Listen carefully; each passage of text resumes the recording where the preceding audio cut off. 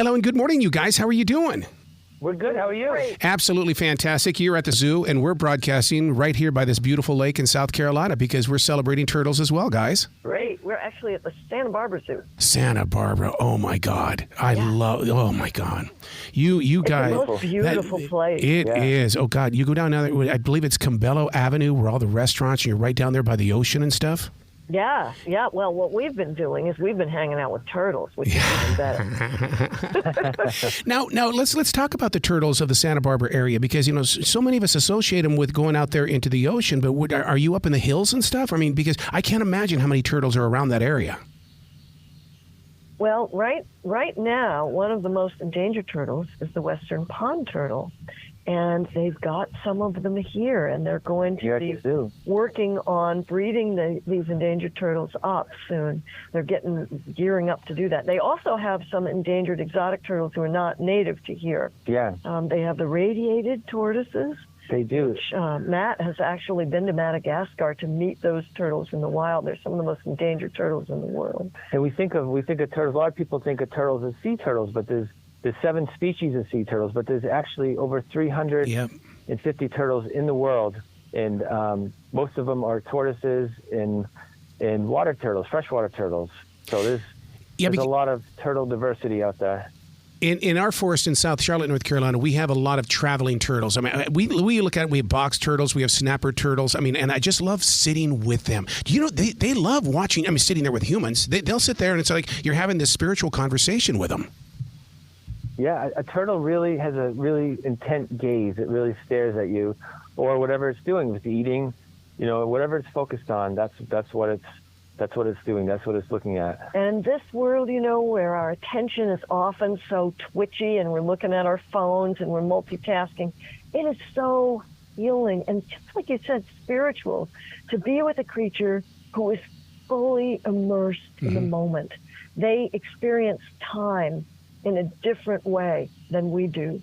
And that's one of the reasons that your blood pressure will just drop when you're around a turtle, and you kind of sink into turtle time.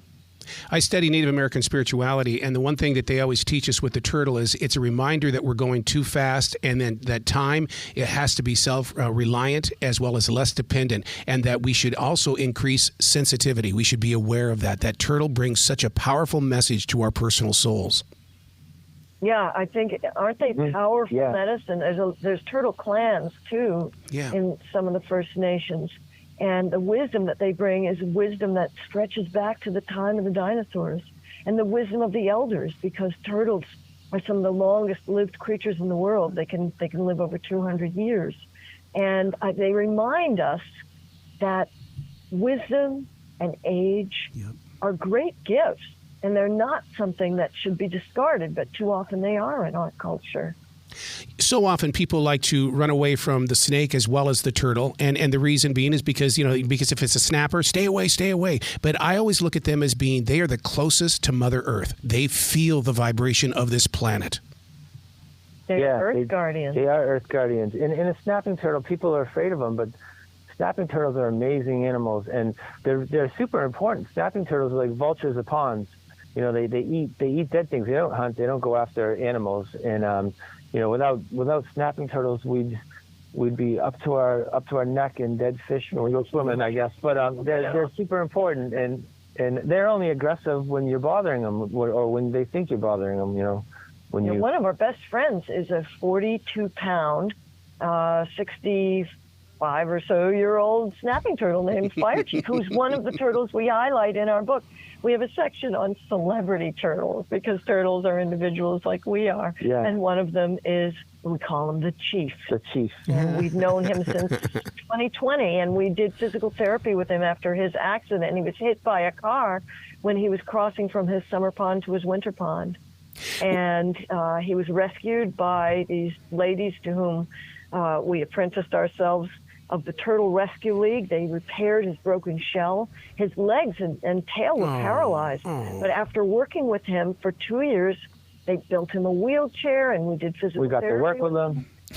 he became our good friend, and he lets us pet him on that. Very gentle. We can feed him by hand and scratch him, and he now has his own pond, and he has regained use of his back legs, and he's called the Chief because his full name is Fire Chief. He lived behind a fire station in a fire pond, so that's how he got that name. Yeah, he's a great animal. He's one of the most gentle animals I've ever met, not just because he's a snapping turtle. He's gentle. He's a gentle animal. Yeah, people don't know how They're to all cross different. a snapping turtle, and that's maybe something we should talk about too.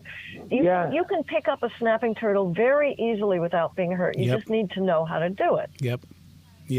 From the sides, Matt, correct? Matt can demonstrate. Yeah. You never grab him by the tail because that actually hurts him. A turtle's ribs and its spine are all fused inside the shell. They're all fused as part of the turtle, so he can't come out of the shell. And the best way to pick up a snapping turtle is called the wheel well grip. And behind the back legs is kind of like a hollow space. So if you grab the top of the shell, the carapace behind the back legs, on top of it, you can get a firm grip and hold him out, and he can't reach you, he can't bite you, and you can safely move him in the direction he or she was going. Yeah, and it's always pretty do awesome that. to be holding a turtle like that. It's like holding a prehistoric, it's like holding a dinosaur. It's really like having a friend who's a dinosaur. Yeah. Didn't you always want a dinosaur friend when you were growing up? Absolutely. Well, you can have one. Yeah, you can see one. Now, one of the turtles that we have in our forest in South Charlotte is the fact that these things can go, they can be 14 to 16 inches wide. And the thing is that they like to walk across the street. The whole entire area will stop and wait for that turtle to move. But what happens when it's on that hot pavement? We've got to figure out ways to move them. What would be the proper way with one of those large turtles? Well, with a large turtle, if you're up for it, the wheel well grip I just mentioned, where you grab the top of the shell, the carapace above the back legs, and hold them out. Okay. There's another one called the platter lift, where you can slide from behind. You slide your palm of your hand under the turtle onto the plastron, which is the hard plate in the bottom, the belly. And what you do there is you slide your hand under, and then you lift them up, and you hold the back of the tail, the base of the tail, just for balance. Yeah. And if you're afraid to do that, there's a third way you can do it. You can find a piece of cardboard or use your car floor mat. Yep, that's what we did. Get him on that and slide him. Yeah, and slide him across the road, and always do it the way he's going or she's going, because they know where they're going. They don't wander aimlessly. Like, often it's a mother and she's going to nest. And they don't nest in ponds. I mean, they lay eggs on the ground in sand often. So many people see a turtle and take it back to the water. But if it's a mother trying to lay eggs, that's like meeting a pregnant woman hitchhiking to the hospital and taking her back to her house. That's no good.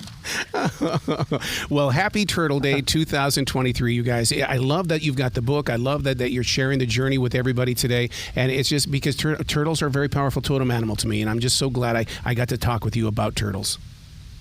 Well, thank you. Joy for us. Happy World Turtle Day. Where can people go to find out more information about you guys? Because it's obvious you have a passion and you have a story here. Well, you can find our book, The Book of Turtles, wherever books are sold, your local bookstore, online. And me and Sy both have our websites, symontgomery.com, right? Yep. And then my website is mpattersonart.com, but you can Google us and we'll pop up. I love it. Please come back to the show anytime in the future. The door is always going to be open for you too. Great, thank you. That's great. We'll take you up on it. Please do. You be brilliant today, okay? Thank you. You're already brilliant.